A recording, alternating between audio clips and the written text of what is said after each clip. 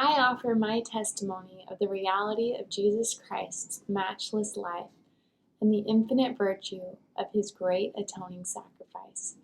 None other has had so profound an influence upon all who have lived upon the earth.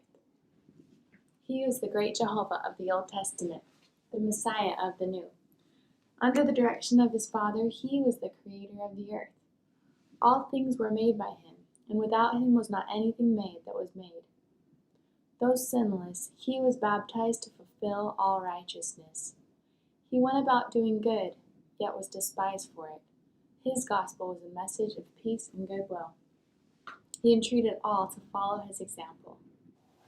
He taught the truths of eternity, the reality of our premortal existence, the purpose of our life on earth, and the potential for the sons and daughters of God in the life to come. He instituted the sacrament as a reminder of his great atoning sacrifice. He was arrested and condemned on spurious charges, convicted to satisfy a mob, and sentenced to die on Calvary's cross. He gave his life to atone for the sins of all mankind. His was a great vicarious gift in behalf of all who would ever live upon the earth. I solemnly testify that his life, which is central to all human history, neither began in Bethlehem nor concluded on Calvary. He was the firstborn of the Father, the only begotten Son in the flesh, the Redeemer of the world. He rose from the grave to become the first fruits of them that slept. As risen Lord, he visited among those he had loved in life. He also visited among his other sheep in ancient America. In the modern world, he and his Father appeared to the boy Joseph Smith, ushering in the long-promised dispensation of the fullness of times. Of the living Christ, the prophet Joseph Smith wrote, "His eyes were as a flame of fire. The hair of his head was white like the pure snow.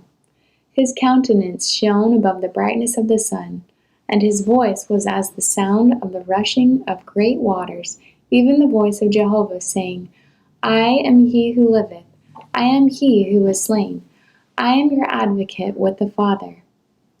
Of him the prophet also declared, "And now, after the many testimonies which have been given of him, this is the testimony last of all which we give of him, that he lives. For we saw him, even on the right hand of God, and we heard the voice bearing record that he is the only begotten of the Father, that by him and through him and of him the worlds are and were created, and the inhabitants thereof are begotten sons and daughters unto God. We declare in words of solemnity that his priesthood and his church have been restored upon the earth, built upon the foundation of apostles and prophets, Jesus Christ himself being the chief cornerstone. We testify that he will someday return to earth, and the glory of the Lord shall be revealed, and all flesh shall see it together. He will rule as King of kings and reign as Lord of lords, and every knee shall bend and every tongue shall speak and worship before him.